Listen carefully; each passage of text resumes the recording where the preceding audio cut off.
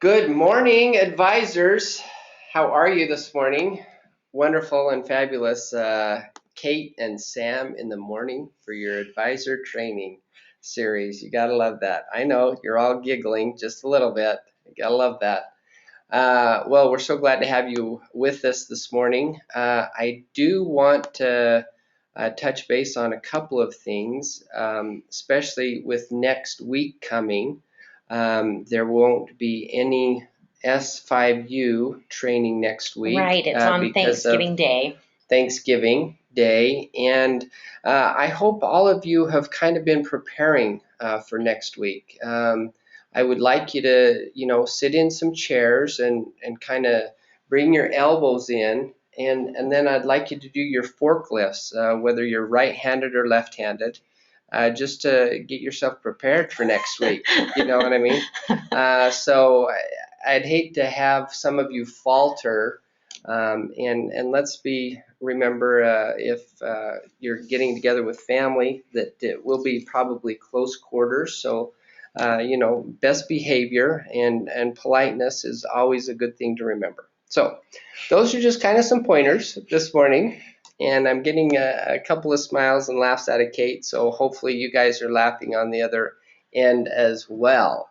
But anyway, well, thank you for joining us this morning for our advisor training and preparing for the intake call. We want to go over a number of things that we have here on our side, and in order for you as the sales team to help operations on Social 5 side, we want to go over many of the pluses and the good things and good practices to do that will be very, very helpful to them. Right. So, And I would say that for the most part, Sam, you guys are mostly doing a really great job on these things. It's kind of one of those where probably no one is doing every single one of them.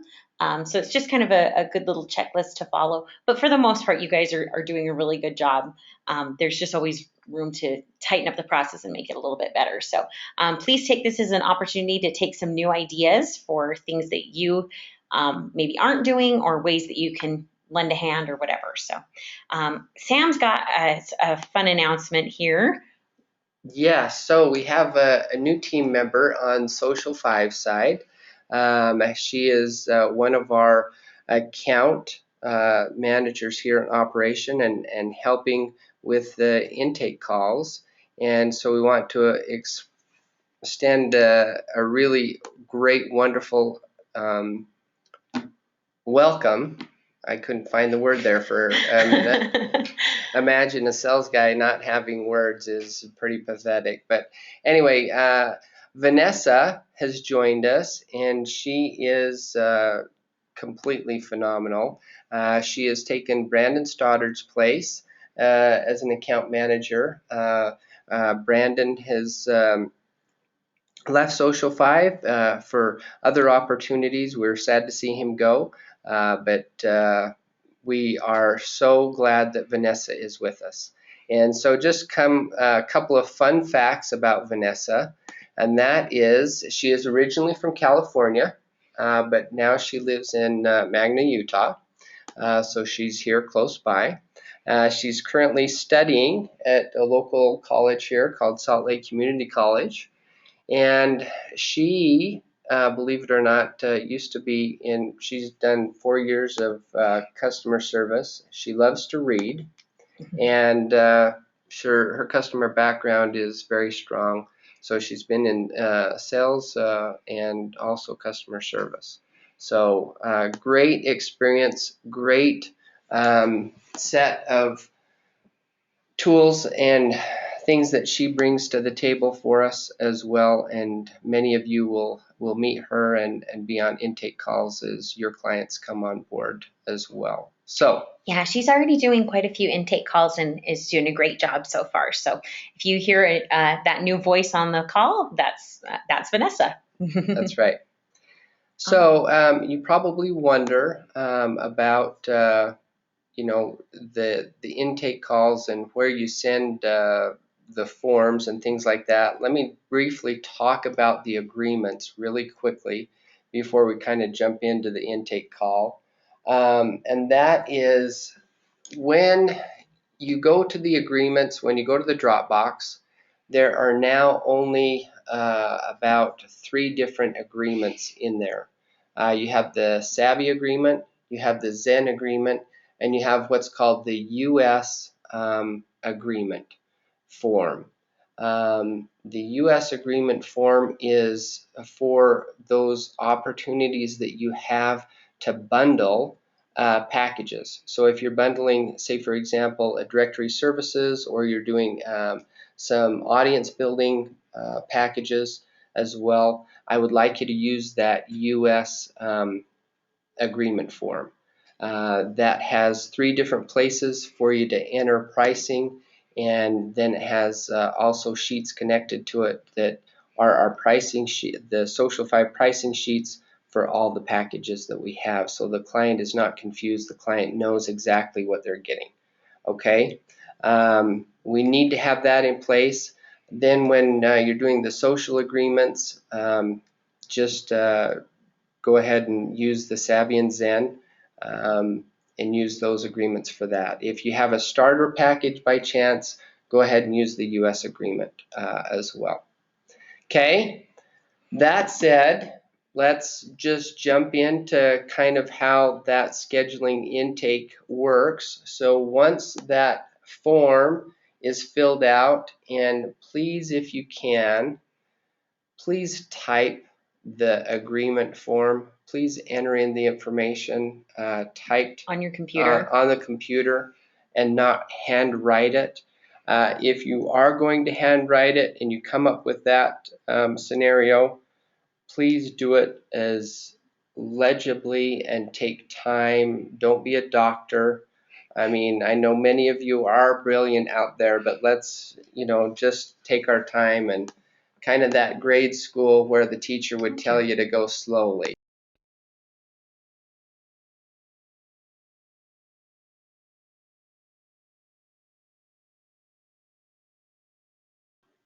Can you guys hear us okay? I just got a message from someone that said that they can't hear.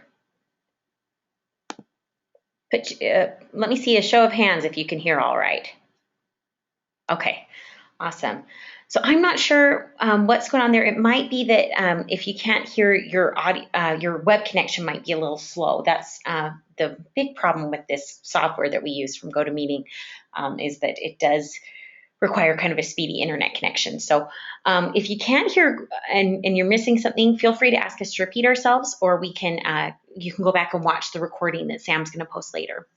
So you've got your, you've sold the package, you're all good to go, everything's looking great. What do you need to do next? Well, the big thing is going to be the intake interview, obviously. So we're going to talk just a little bit about that. And kind of what you need to do to make sure that happens all smoothly. So the biggest thing is that if you want to have your intake interview the very next day, you really need to make sure you send that contract over before 5 p.m. Mountain Time. And I know that might seem a little crazy, but the big thing is our writing team is all over the country.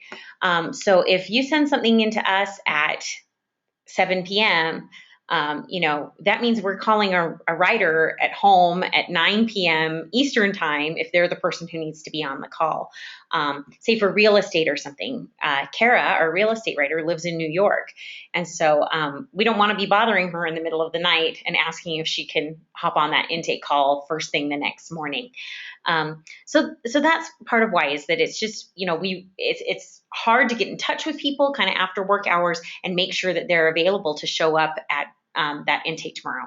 A lot of our writers do have different trainings that they have to go to with their team members. They have, different, like we have staff meetings that we have going on. They might have other calls with clients scheduled and whatnot. And so it's just to make sure that we have a little bit of time there so that we can make sure that we get someone on the call, and hopefully the person who's the best fit for your call. We have had it before where we've gotten them really late at night and we've had to scramble because, the best person was out of town or something like that. And we can make that work. But we do like to have just even a little bit of notice is really helpful to us there. Yes, and if we really can, it is getting to the point where we are doing many intakes, and for the team, for operations team, if we can, let's give them a couple of days leeway if we can, and just helping them that way. Yeah. And we'll cover some other things here too really quickly. Yeah, we're getting about 5 or 6 intake calls every day these days, and so I know that probably doesn't seem like that many considering how many staffers we have, but a lot of them want to be at the same time or things like that, and which is fine as long as we have 2 writers and 2 account managers who can hop on at that time. But it does get a little crazy sometimes, and then every now and then people will try and schedule 3 all at the same time, and it gets a little crazy. So the more time you can give us, the better. Along with that, you want to make sure you talk to your client and get 3 possible time frames that they can show up. Just an hour is usually plenty. Most intake calls, take far less than that. But yeah, just get 3 possible times that they're available, and that way we can make sure that we have time to get in touch with the writing team and find a time that's going to work for everybody. And then the other thing that we'd love to see you do is if you'd include your completed sales form for background. We've been talking about that for several weeks now, how to fill out that form and everything. And if you can send that on over, that will really help us out because it has so much useful information, and it can really shorten up the intake process for your client. I know I hop on every now and then, and they're a little frustrated when we say something like, "So tell me about your company." And they're like, "Oh my gosh, you're supposed to know about it already. I just told the salesperson all this information." So, that can be something that's really helpful. Looks like we have a question here really quick. Back to the agreements that Sam was talking about. So let's get that out of the way real quick. Okay, the question is, do we use the U.S. agreement for web page building?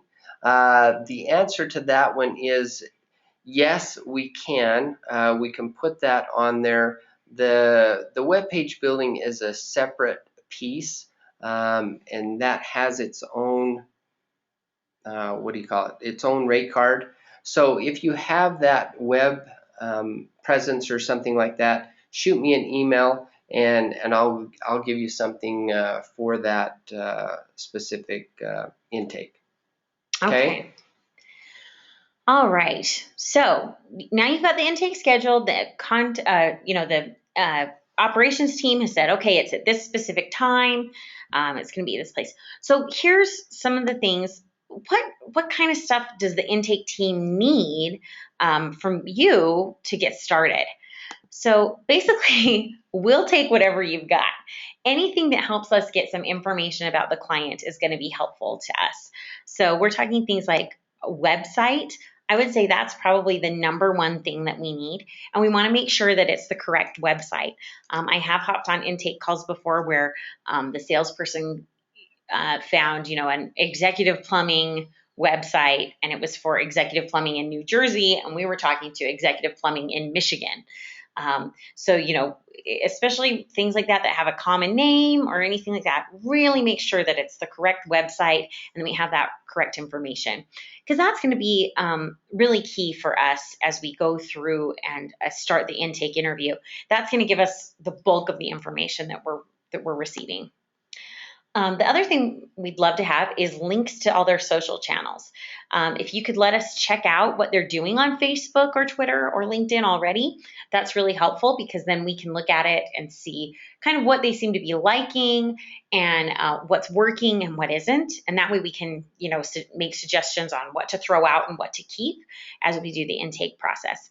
Now, obviously, some of them may not have all of those social channels, or some of them may not have social channels at all. So that's something that we need. Because what will happen is Candace and the team or whoever is in operations that is on the call, they'll be creating those channels for the client. So it's always good that if we can see which channels they do have and which channels they don't have.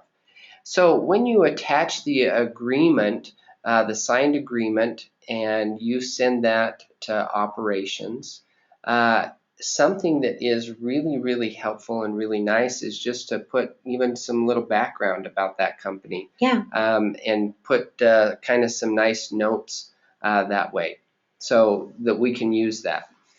Corbett has a question that goes back to the scheduling issue, and he's asking, why is it not possible to use a scheduling service? And I have to say, I don't know. That's a good question, Corbett, and thank you for bringing that up because we have talked about that, and I know you and I have talked about that on the phone, and we are looking into some of those different aspects to see how that can actually work with the whole team. So thank you for bringing that up, but yes, we are looking into that. Okay, and hopefully that's something that we can do. We are starting to integrate more and more different technology tools into these processes to make them a little bit more efficient, like our content hotline and some things like that that help us with some efficiencies that way. So yeah, I'll definitely recommend those to Judson, our operations manager. Mm-hmm.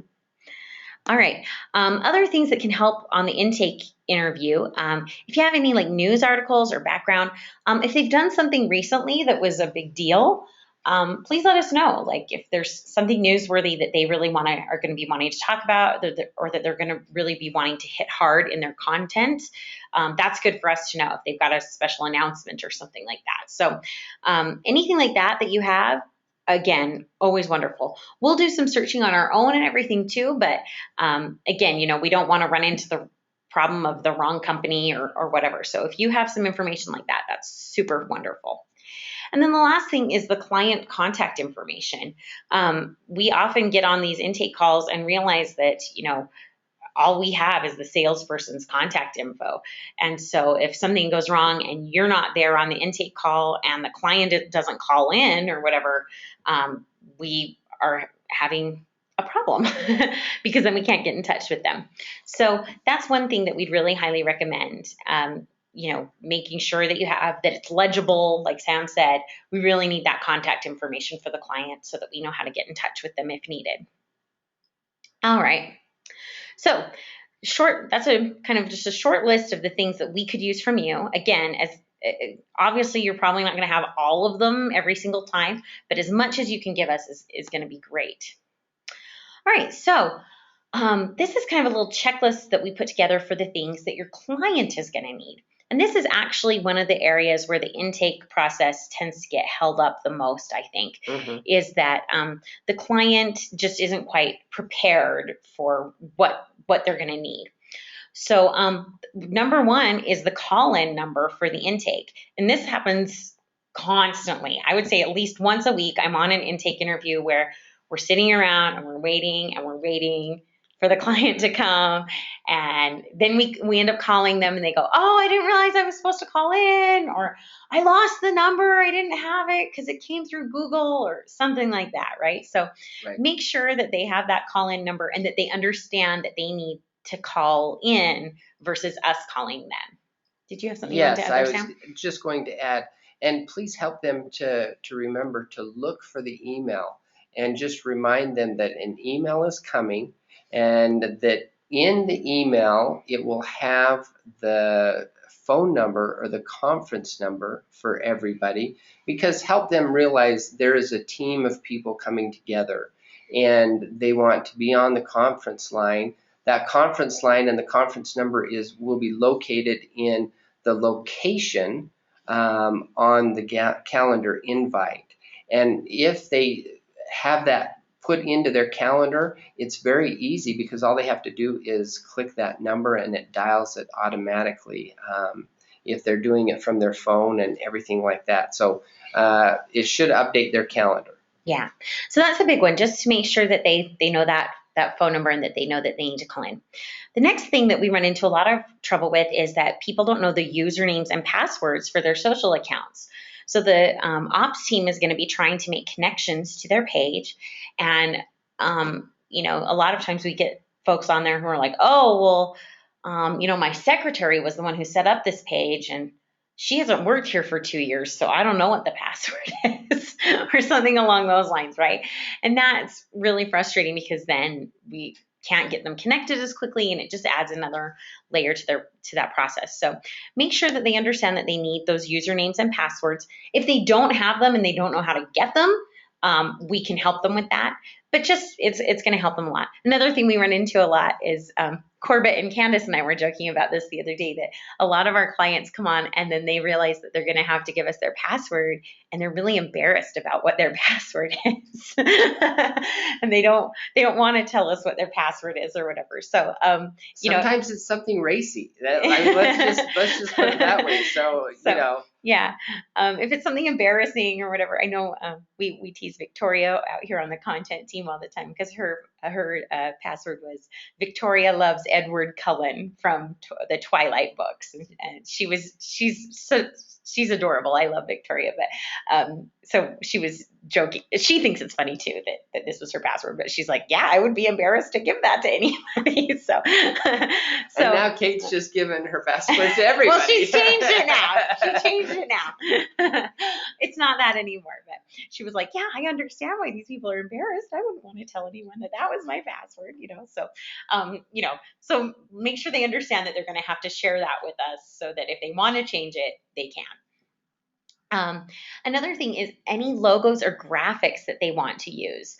If they have a logo already that they want to use as their thumbnail or whatnot, if they don't have that already, because a lot of our clients who come on don't have a logo yet, and we're going to be creating one for them, just get any colors or ideas that they want, anything that will help that design team, have more of a firm grasp on what they want, because there's so many options out there. I mean, literally the design team could take anything and go with it, so if they have a specific thing that they want to focus on or whatever, or even just a general idea of, what type of logo they'd like, or logos that they like and would like to emulate or something like that.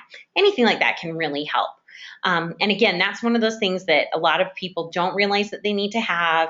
And so when we go to ask them for those, they're like, oh, I didn't realize I needed them. I'm going to have to get back to you on that. And basically, the whole point of this checklist is that, anytime we have to follow up with the client or they have to come back and get us something later, it slows down the process. And we're really big on that 14 days. We try and get everything done in that 14-day window. But anytime we're missing one of these things, it really starts to add days to that process, just because it's not going to be the top priority for them, right? To go find their logo or whatever and get it over to us. But we can't really get started on their graphics until we have that information and things like that. So we really need those to come over as soon as we can and as early as we can in the process. Same thing with their email contacts that are in a spreadsheet for their email campaign. Again, these aren't necessary to have in the intake interview, but it's nice to have because then we have them all ready to go and they're all set.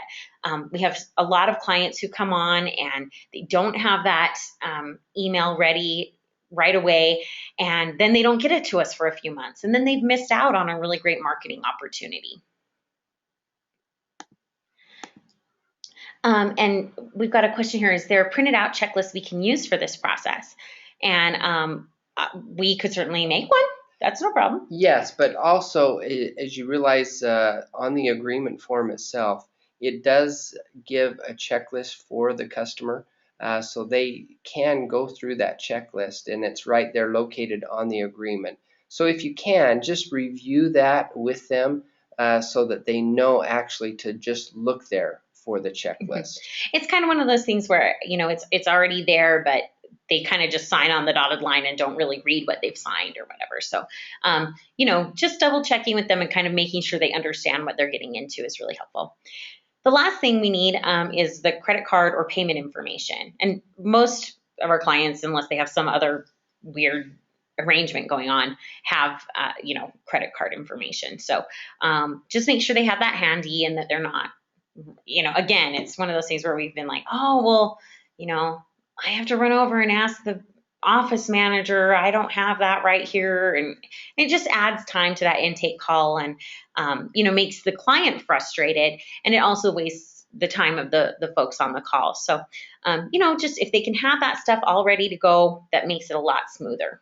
And then also just one other thing on that one as well. What happens is at the very end of the intake call, that is when the credit card information is taken or received, whatever. And typically what will happen is operations will ask everybody that's on the call to jump off except the client and operations, so that there are only those two on the conference call in order to take that credit card information.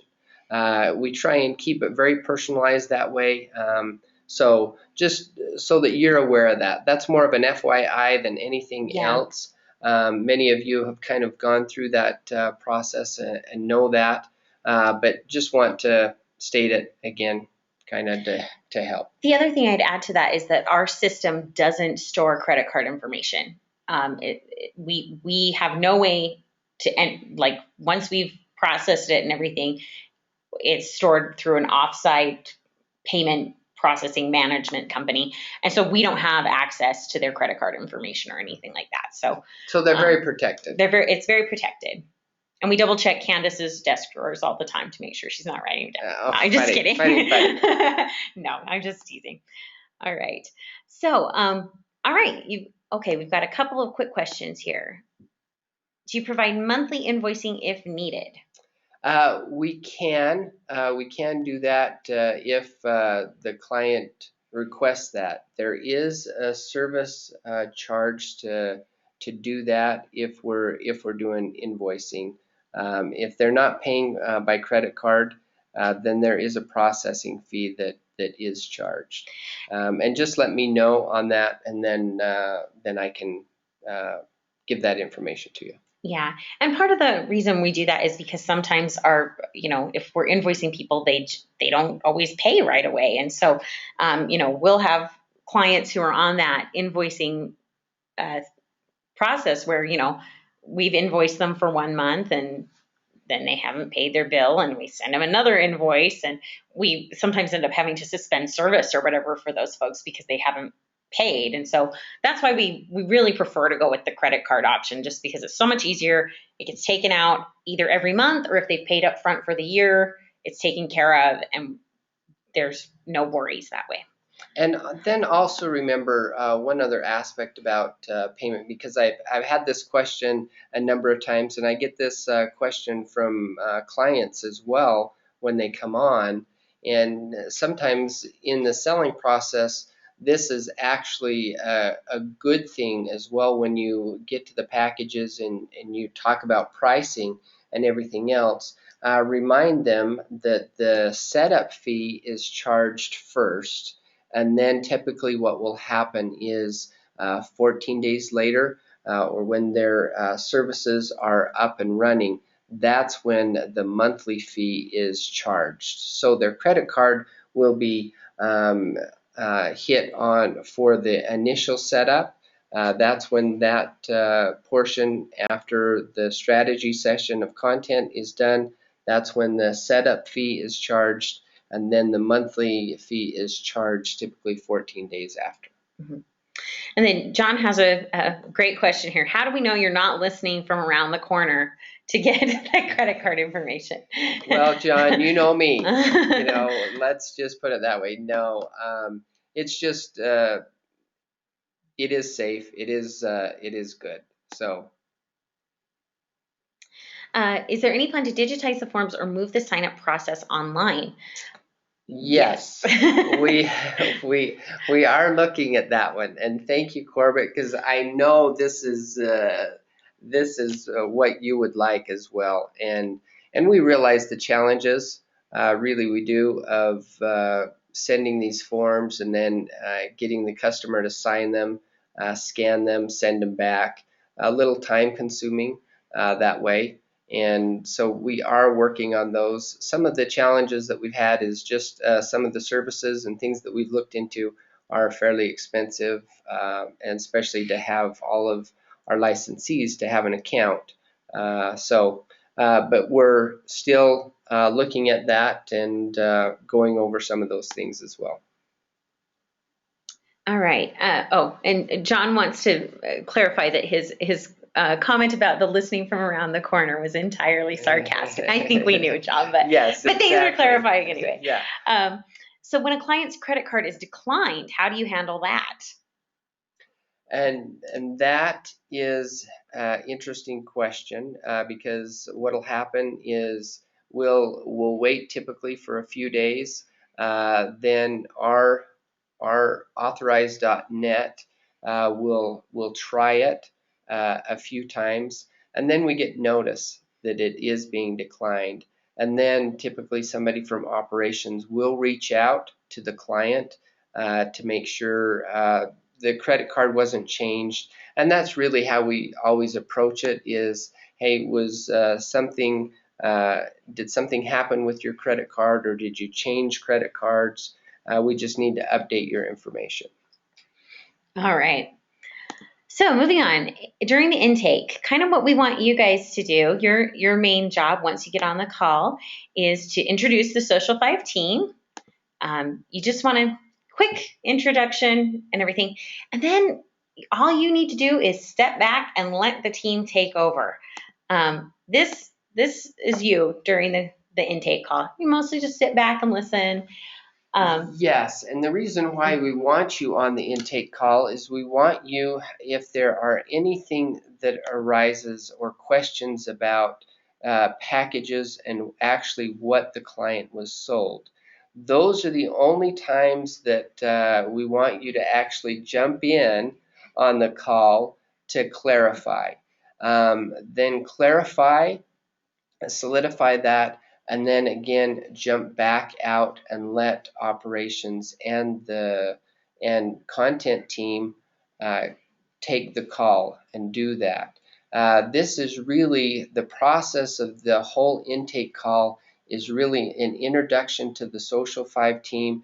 This is the handoff, right? So you want to hand off your client to the capable hands of Social 5 and then let them take the client from there. Yeah, I was going to say the only we get some folks on the line sometimes through the salesperson who is really excited about the client and they want to be the one to tell us about the client and what the client does or things like that. And we love that enthusiasm, but we also really need that chance to get the writer and the ops team to actually talk to the client and start building that relationship there.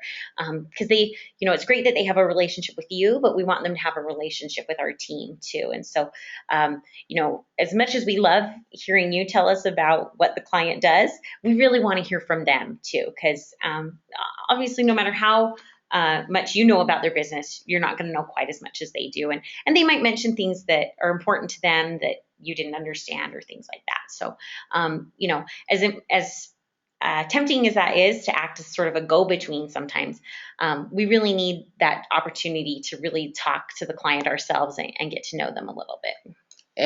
And really, let's be honest. I mean, this is good counsel for me as well as all of you, because I am one of those people, like Kate says, that sometimes I do get excited or I want to interject things and talk about the client. Sometimes it is best, and as salespeople, we have a hard time keeping our mouth shut. But that's what, in this instance, what we need to do, if at all possible. So Larry has a good question here about the email list that some people have considered it a customer list, and they have security concerns and things like that about the email list. And he's wondering what security measures we employ. So the one thing that is the biggest help on that is that all the data our system will store, the only thing we can input into our system is their email address. So we can't, even if they send over their name, phone number, address, all that stuff, all our system will take is the email address. So that's a safety measure right there. The other thing is, our back end of our system is Rich does a great job of making sure it is up to industry standards when it comes to security. He's really made that a paramount thing, to make sure that, it's all safe. I don't understand how that works, so I can't explain it to you. But if anybody's really worried about it, we can definitely get that answer from Rich and let them know. But it is very safe, and it's completely separate from any other email lists. It can't be accessed from the outside, and we also do not sell those lists or give them away to anybody. Right. They are strictly for internal use for the email marketing campaign, and we don't sell them to anybody else or anything like that. So they're not going to start seeing spam because they've given email addresses to us or things like that. Right. So it is their database. It is their email list, and it goes. The way I describe it to all my clients is this goes into your own database, and we just store it on our side, but it is encrypted so that we can't be accessed. Also, that we just say if they would like a copy of that list, then operations can give that to them. As they add things through their mobile site, we can actually give them a full printout and a full list if they would like. And again, it will only be the email address. We won't have any other data that we've collected on the person. So that's part of a layer of the security right there. All right, so the intake has happened. It's all gone okay. What do you need to do afterwards? So this is a kind of a key thing, and I think doesn't happen as often as maybe it would be helpful to have it occur. So one thing we really encourage you to do is to follow up in the days following the intake. Check in with the client, make sure they're feeling good about stuff, and make sure that they go on and approve their graphics and stuff. That, I would say, graphics are like the biggest obstacle when it comes to meeting that 14-day deadline for us. People, they do the intake process and we get them their graphics and everything, and then they just sit on them. They don't approve them. They don't give us the feedback that we need so that we can get them, changed and made to their specifications. So that's the biggest thing, I would say. Oh, it looks like we still have a couple of questions about email. Can the client access their database? So they can't access our back end from, again, that's another security measure, but we can access it for them and send it over to you. Oh, and you just read my mind. And then this is a really good question. If someone gives you an email list and like the client gives us an updated email list and someone has opted off the list, are they still opted out? And the answer is yes. Once they unsubscribe from that list, they cannot be resubscribed unless we do a manual override. And we don't do that unless we have written permission from the person, because you could get in big trouble with the FTC and things like that. So that's a big one is, once they've unsubscribed, they're unsubscribed forever. So even if the client sends over that updated list, they won't be resubscribed to it. And one other aspect here that I want to say about the email list, because it just popped into my mind, and that is the client can give us 2 or 3 lists of clients. And maybe those clients are, maybe they have some clients that are on all 3 lists. Our system does scrub duplicates, so they will not be hit 3 times, say, with an email from that client. That email is only entered once into the database. Yeah, so that's why if you send over a list, sometimes you'll see I know this happened when Kim first joined. She had a list of I think it was 33,000 people or something like that. When we put it into the database, it was only about 25,000 people because there were repeat addresses on there. So your number on your list might appear a little lower, and that's probably why. It's because you may have had someone on there more than once. Right. And just remember and inform your clients that, yes, it is scrubbed. There's not duplicates. Yeah. So very smart that way.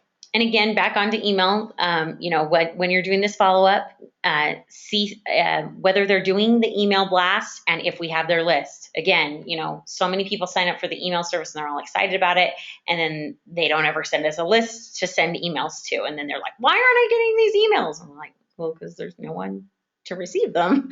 It doesn't help if, the only people on your list are the client themselves and Sam and the salesperson or something like that, right? Right. So, and here's a question. Can we be CC'd on the emails between intake session and go live so we know the flow of the process? And yes, you are CC'd on those. And I will check with operations as well. But there is typically, if there is graphics to be approved, you are CC'd on that so that you know exactly where your client is in the process. At least I'm receiving those emails all the time, so I just imagine that you guys are as well. But I will double check on that.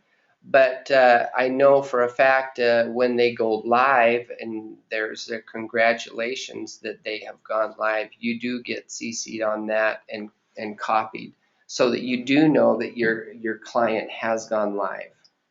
Okay. And that's a great, when you see that graphics email or whatever, that's a great chance to know that you should follow up with them. All right, and then the last thing we want you to make sure that they have on the follow-up is that they have the content hotline information. They can always reach us at content@social5.com. So again, that's one of the things that Candace or Vanessa or whoever does the intake interview will send out an email after the first intake that has that content hotline info. But again, most people don't read the whole thing, right? So even if they have it, they may not know that they have it. So just make sure they have that. Let them know they can reach us at any time on that content hotline if they have any questions or issues with their account or anything. Oh, and we've got a little testimonial here from Sydney who says she's been CC'd with the last 2 of her new clients and that it's been really helpful. So great, that's good to hear. All right, well, that's it.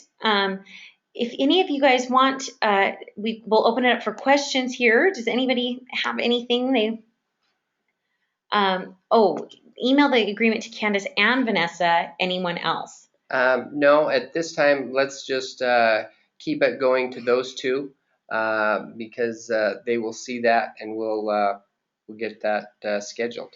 Yeah, we may have a couple of other folks joining our ops team down the road, but we're trying to leave the coordinating of the calendar to as few people as possible, just so that we don't have multiple things scheduled all at once or whatever. So, any other questions about the intake process? Anybody?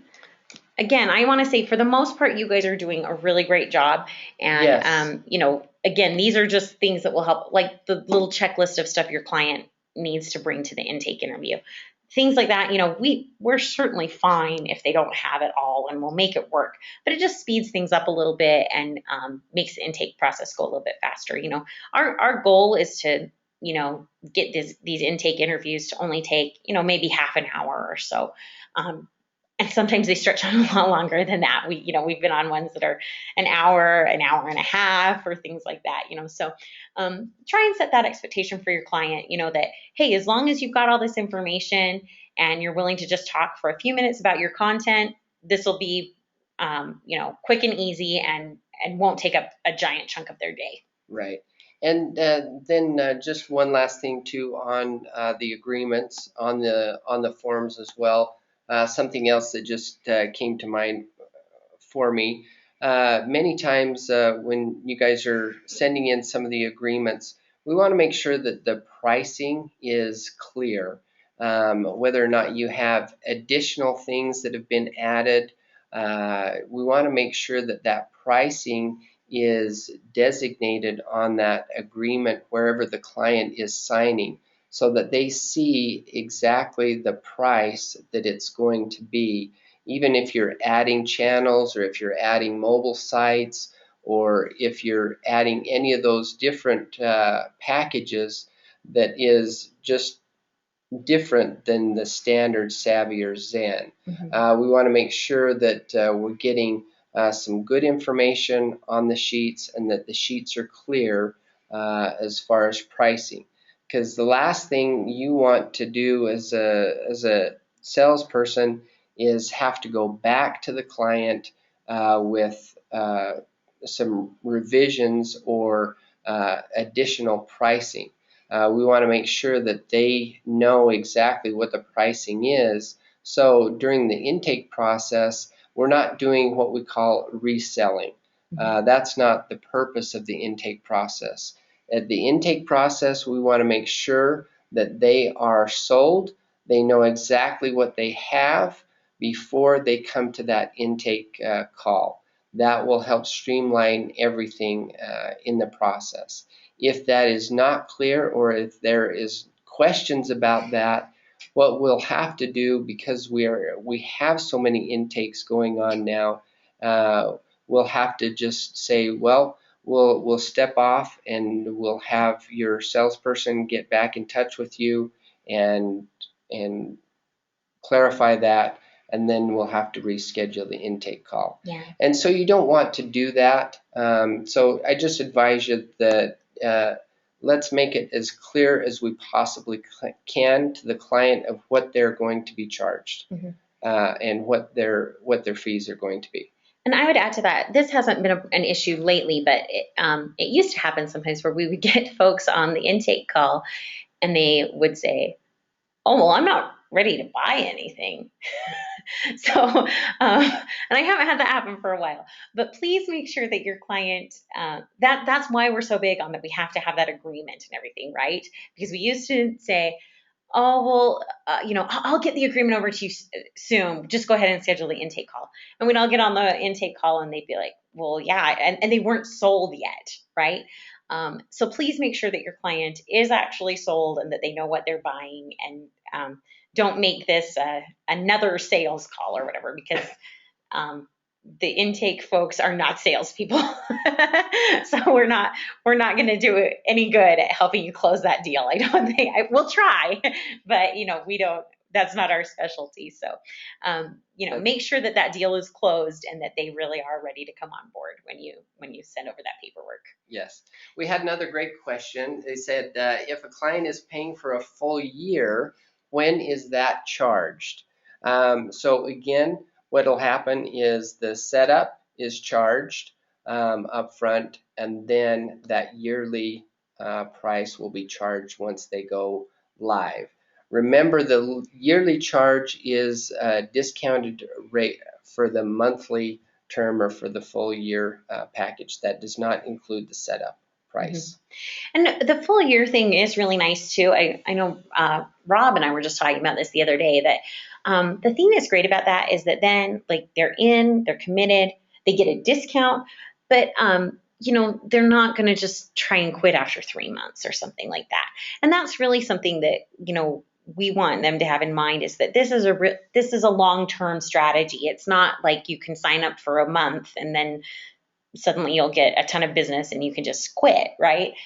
So the year package is really nice that way, because it does offer that discount, but then it's also that they're invested and they're, kind of going to ride it out a little bit and give us a chance to really make something happen on their page. So that would just be my 2 cents. If you can get them to sign up for the year, that's awesome, because it means that they're invested in it and that they want to do it. So. Yep. Well, thank you, everyone. Sure appreciate your time this morning and all of your questions. We do hope from Kate and Sam in the Morning Advisor Training Series, we are grateful to all of you. We're grateful. Very much so. We're grateful for your hard work. We're grateful for the things that you are doing and the things that you're changing and helping. We hope that you will have a wonderful Thanksgiving and spend time with family and friends, because those are the most important things in life. And so just want to leave you with that and say happy Thanksgiving to all, and we are grateful to you. We sure are. Take care and have a wonderful week and Thanksgiving. Thanks, guys. And if you have any other questions along the way, as always, don't hesitate to reach out to Sam or I. We're happy to help you out. If you think of something down the road or whatever. I always do that whenever I come to something like this. And then like 2 days later, I'm like, oh, I should have asked that. So if that happens to you, to give us a holler. We're here to help. So, all right, we'll see you guys in December. So Yep. thanks Take so care. much. We'll see you soon. Bye-bye.